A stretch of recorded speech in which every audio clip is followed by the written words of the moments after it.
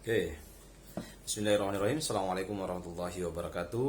Insyaallah pada kesempatan ini kita akan melanjutkan materi tentang Umar bin Khattab, yakni yang ketiga, yakni jasa-jasa Umar bin Khattab, ya. Jasa-jasa Umar bin Khattab radhiyallahu an, ya.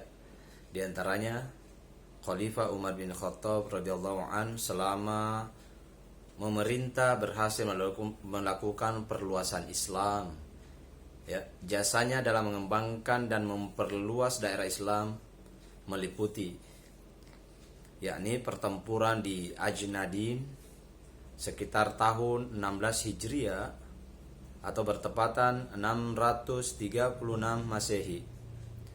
Setelah tentara Islam menaklukkan Damaskus, kota-kota Suriah jatuh ke tangan tentara Islam seperti Aleppo, Homs, dan Antioquia. Panglima tentara Romawi yang bernama Patriark dan pasukannya bertahan di Ajnadin dekat Baitul Maqdis. Ya. Terus penaklukan Baitul Maqdis tahun 18 Hijriah, itu yang kedua, ya, atau bertepatan 638 Masehi. Setelah Baitul Maqdis dikepung selama 4 bulan, Patriark menyerah dan dalam penyerahannya bertemu dengan Khalifah Umar bin Khattab radhiyallahu an. Dalam pertemuan itu Patriark menyerahkan Suriah dan Palestina ke tangan tentara Islam.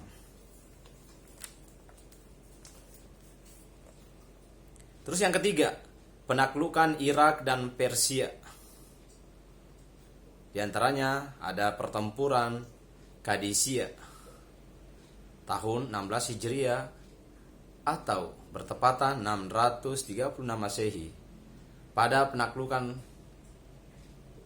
Qadisiyah ini tentara Persia sebanyak 30.000 orang di bawah pimpinan Rustum, sedangkan tentara Islam hanya 7.000 orang, yaitu di bawah pimpinan Sa'ad bin Abi Waqqas. Setelah berlangsung pertempuran sengit selama 2 hari, kemenangan diraih umat Islam dan Rustum mati terbunuh. Terus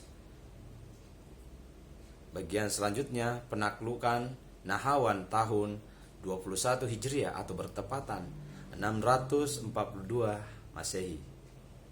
Kaisar Persia, ya, yaitu Yazdajir III dan Kaisar Sasani mengumpulkan tentaranya sebanyak 15.000 orang untuk membalas umat Islam atas kekalahan mempertahankan Qadisiyah. Dalam pertempuran ini kemenangan berada di tangan umat Islam, yaitu Kaisar Yazdajir III melarikan diri ke Khorasan. Karena dahsyatnya pertempuran ini hingga digelari Futul Futuh pada tahun 31 Hijriah, tepatnya pada masa pemerintahan Utsman bin Affan radhiyallahu an. Yazdajir III mati terbunuh. Dengan demikian berarti berakhirlah kekaisaran Persia. Terus yang keempat, jasa-jasa beliau yaitu penaklukan Mesir. Dalam penaklukan Mesir, ya, kota Arsh dan Al-Farma yang merupakan pintu gerbang Mesir dapat dikuasai oleh umat Islam, ya. Setelah mengetahui bahwa tentara Romawi sangat banyak, Amr bin As meminta bantuan kepada Khalifah, yakni Khalifah Umar bin Khattab radhiyallahu an, mengirim bantuan sebanyak 4.000 orang di bawah pimpinan Zubair bin Awam. Tentara Islam dapat merebut Babil dan Iskandaria pada tahun 641. Akhirnya seluruh Mesir berada di tangan tentara Islam.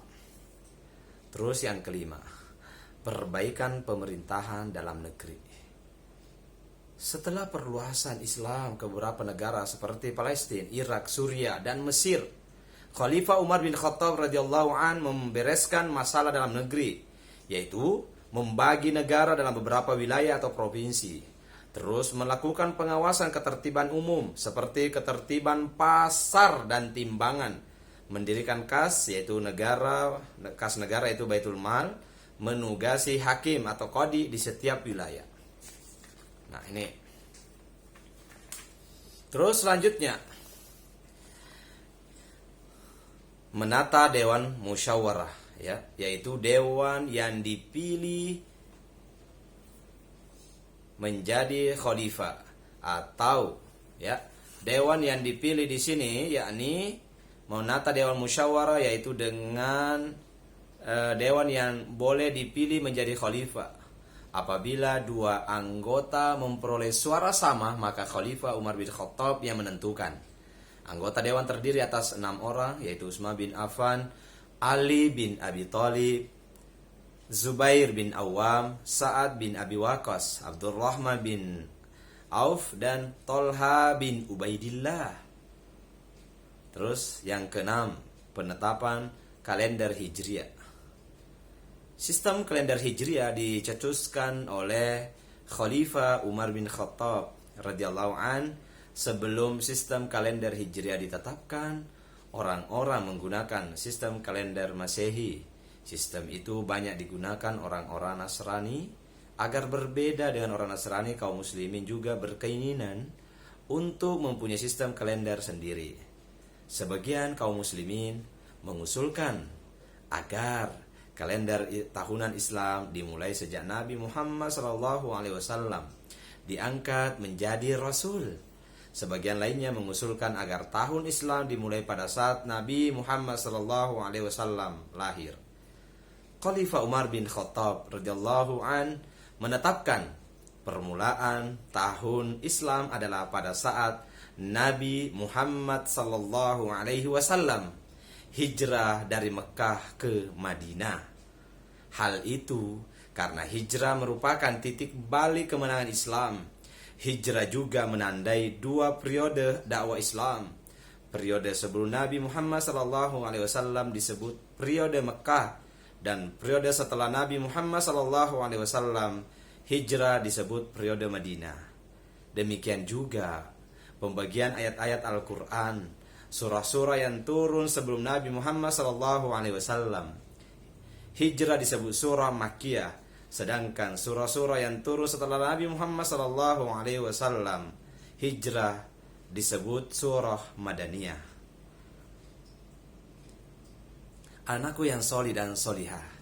Terus yang keempat, poin penting yang keempat yang harus diperhatikan anakku semua, yakni keteladanan Umar bin Khattab.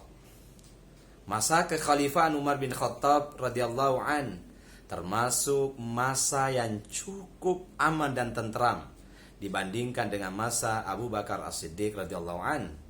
Pemberontakan yang terjadi di masa Abu Bakar As-Siddiq radhiyallahu an tidak ada lagi, bahkan tercipta keadaan yang damai dan aman.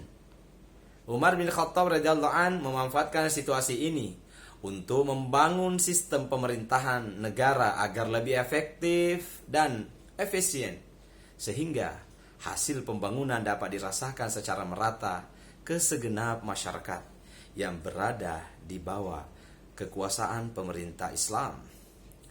Umar bin Khattab radhiyallahu an yakni melakukan 2 kebijakan untuk memakmurkan dan memajukan pemerintahannya.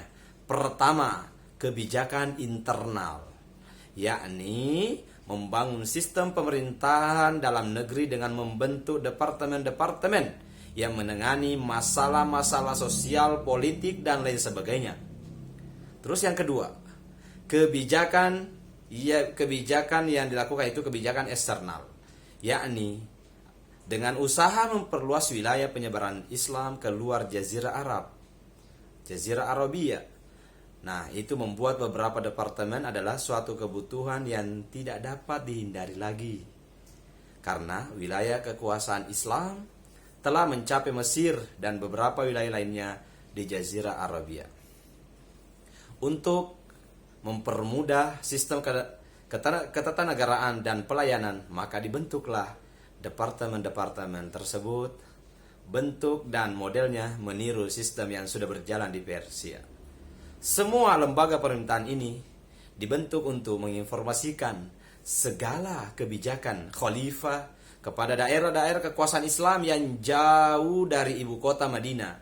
Untuk membangun komunikasi yang efektif, khalifah membagi wilayah kekuasaannya menjadi 8 wilayah, yaitu di Mekah, Madinah, Syria, Jazirah, Basrah, Kufah, Palestina, dan Mesir. Setiap provinsi tentu dipimpin langsung oleh seorang gubernur yang diangkat oleh khalifah. Wilayah provinsi Kufah beberapa di bawah kekuasaan Sa'ad bin Abi Waqqas. Basrah di bawah kekuasaan Atba bin Kazwan, dan Fustat di Mesir di bawah kekuasaan Amr bin As. Umar bin Khattab radhiyallahu an juga menertibkan sistem pembayaran pajak tanah dan sistem penggajian pegawai. Terkait dengan masalah pajak, Khalifah Umar bin Khattab membagi warga negara menjadi 2 bagian, yaitu masyarakat muslim dan non-muslim, yang disebut sebagai ahlu zimmah dan atau zimmi. Mereka adalah warga negara non-muslim yang mendapat perlindungan dari negara. Jadi anakku yang solihah, itulah pemaparan materi kita tentang Umar bin Khattab, ya. Mulai dari yang pertama tadi, yakni mulai dari biografi Umar bin Khattab, kepribadian Umar bin Khattab, jasa-jasa Umar bin Khattab radhiyallahu an, keteladanan Umar bin Khattab radhiyallahu an. Yuk anakku semua, semoga materi video ini tentang Umar bin Khattab kita mengambil ibrah, mengambil pembelajaran dalam kehidupan anakku semua, sehingga hidup kita mulia, hidup kita penuh keberkahan dan kemuliaan dari Allah Subhanahu wa taala. Harapan kita semua, bagaimana kita bisa meneladani kepribadian Umar bin Khattab. Dia merupakan seorang khalifah yang kedua dari Khulafaur Rasyidin yang telah memperjuangkan Islam. Namun sebelum masuk Islam, bahkan dia membenci Rasulullah SAW. Dia menjadi musuh Islam. Dan setelah mendapat hidayah, mendapat anugerah rahmat dari Allah Subhanahu wa taala, dia memeluk Islam. Dan akhirnya Islam lebih kuat, Islam lebih jaya, Islam lebih dikenal dengan kepemimpinan yang cerdas, religius, dan semangat untuk membangun Islam dengan penuh semangat, dengan penuh keikhlasan dan ketulusan demi kejayaan Islam, rela mengorbankan jiwa, raga, bahkan moral, harta, tahta. Demi untuk apa? Demi untuk kemakmuran rakyatnya, demi kemakmuran yang dipimpin. Anak-anakku yang solihah, sekian dari materi ini tentang akidah akhlak ini tentang Umar bin Khattab. Mari kita tutup dengan mengucapkan alhamdulillahirabbil alamin. Assalamualaikum warahmatullahi wabarakatuh.